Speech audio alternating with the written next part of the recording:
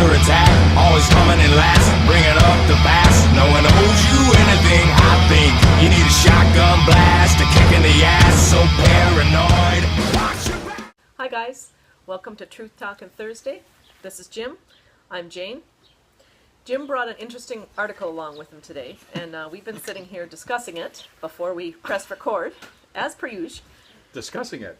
Is that what we were doing? Jim was like, literally, I scraped him off the ceiling before. No, I'm just kidding. The article, it's actually quite emotional.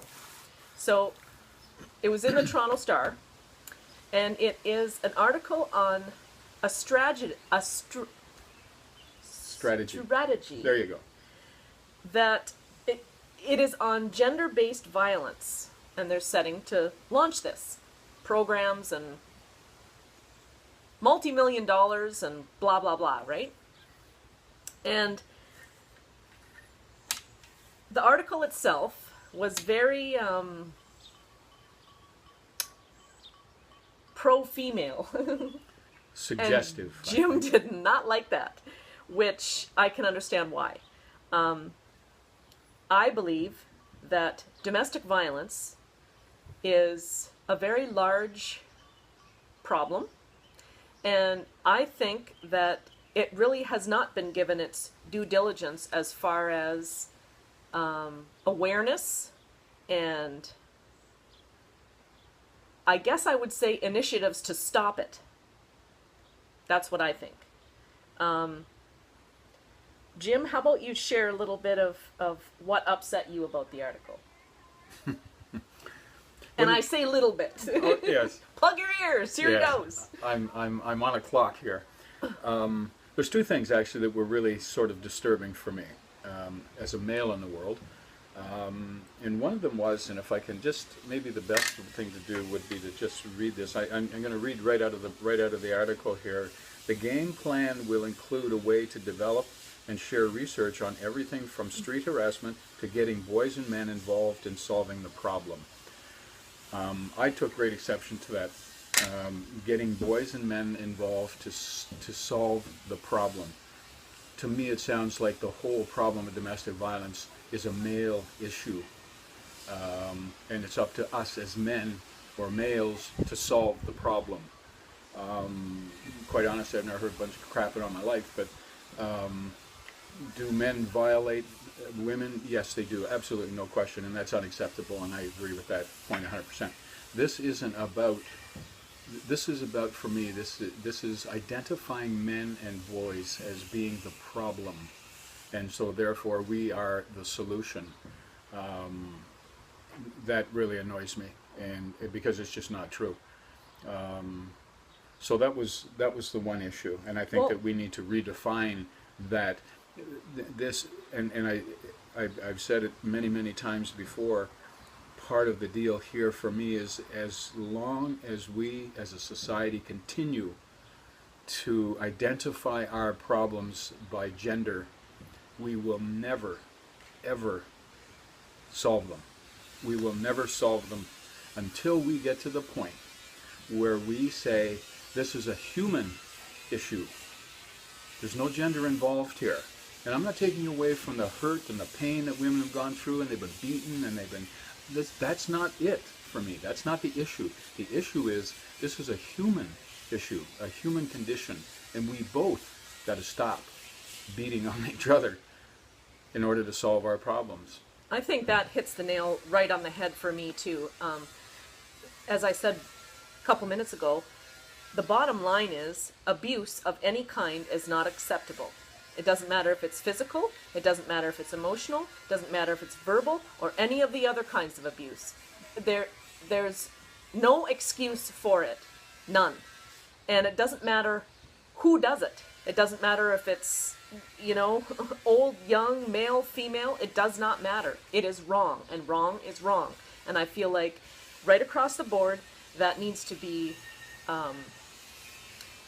awareness needs to be raised for that, and zero tolerance. Just like we taught our kids in school about bullying, and we taught our kids about violence in school. There's zero tolerance for that. I remember letters coming home, and assemblies happening because of these things.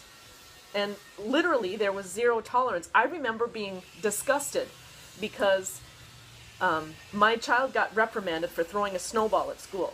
You weren't allowed to throw snowballs because there might be ice in it and it might hurt somebody. And I'm like, are you kidding me? They're freaking kids. It snowed. Obviously they're going to make a snowball and somebody's going to get freaking whacked with it. Pretty well. Yeah. And the stupid thing, here's the stupidest part of that. The kid that got hit with the snowball was the same kid who 2 years earlier had hit my son in the eye with a freaking baseball bat. Oh. A bat! And actually tore his, what did they call it?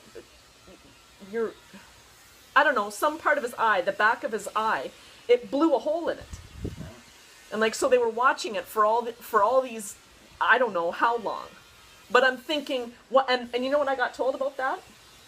Oh, little Johnny has troubles at home. Mm-hmm. And I looked at the principal and I said, well, I got to tell you something, so does my son. And my son has been taught, don't you ever violate somebody else. But I told the principal, I said, I'm going to tell you this, my son has a temper, and if he gets pushed too far, you see the size of the kid compared to the other one, don't expect me to back you with disciplining my son then. Yeah. And I felt justified in saying that, because I felt like, you know what? If you're allowing this kind of violence, it was a bat. Yeah, that's a bit extreme. If you're allowing this kind of violence in your school, don't expect me to back you up if my son takes his fist and clocks the kid. Mm-hmm. I mean, the kid was kicking Brandon in the legs. Brandon came home with these huge bruises on him from this kid. Mm-hmm. And I wasn't supposed to do anything because little Johnny, he has troubles at home. He's having problems. I'm like, yeah. Okay. Come over to my house, you'll have a problem. Anyway, that's kind of, I guess I kind of got off topic there. But that really does fall in with kind of what we're talking about. Mm-hmm. Like, violence starts from young up. And thinking about this situation and these initiatives and programs or whatever that they're launching, it's great that they've started these initiatives with the kids, but yes. What about adults who haven't had that? And as you said, I thought you brought up a really good point earlier before we were recording in regards to having programs and initiatives to help these things that are happening now. Yes. But not just for women, but for whoever needs them. Men, women, both of you together, whatever. Well, that was the other point. I said I had 2 points, and the other point is, of course, by the time I got finished reading the article 2 or 3 times, I decided that it required me to kind of look a little deeper into the situation. So I went online, of course, and what I found basically was that yes, no question, there's males are perpetrators of domestic violence on a far greater level than women are, but women are far more abusive in terms of their kids. More women abuse their kids domestically than do males. I thought that's rather interesting, isn't it? So the point being here is that males abuse others, but so do females abuse others. We both have to stop doing this to each other. And until we both sit down at the table and say, here's the problem. And this shouldn't be based on the numbers. Well, 350,000 cases of this against 80,000 of that. Well, obviously this is a bigger problem than this. No, it's not. Don't tell the 80,000 that were abused, the males that were abused or whatever it was, that it's a lesser problem when they're walking around with a 10-inch scar on their head. That doesn't work. As long as somebody is abusing somebody else, that's unacceptable. And until we get to treat each other and see each other as equal human beings, this is supposed to be a nation of diversity. How diverse is that when we can't even accept one another, let alone people coming from other countries? So it just, to me, it's just so much crap. The lip service. If we're really interested in doing something about this, and I sure hope we are, because we certainly need to do it, let's start where we need to start, and that's with both of us sitting around a table saying, you know what, we both got a problem, and we both need to come up with a solution that's going to work here and a strategy that's going to work. Doing another research program and in terms of who does when this happens, and when the sky is blue or when the sky has got clouds in it, somebody's more abusive. I don't care about that. The end result is somebody's getting hurt. Yep. We got to stop that. That's what we've got to put our energy and our time and money into. And so far, I'm not hearing or seeing anything that comes remotely close to that. They're still, by that article, they're still blaming guys like me. I'm sorry. Well said, Jim. Well said. Well, there you go. Bottom line is that abuse is not gender specific. That's the bottom line. I think we both agree on that. And I'm sure we come from different angles and different experiences on the situation, but the bottom line is I think more awareness is crucial, and a desire for both sides to solve the problem. So have a great week, everybody. Well said, by the way. Thank you, Jim. You're welcome. Have a great week, everybody, and we'll talk to you next week. Thanks for stopping by.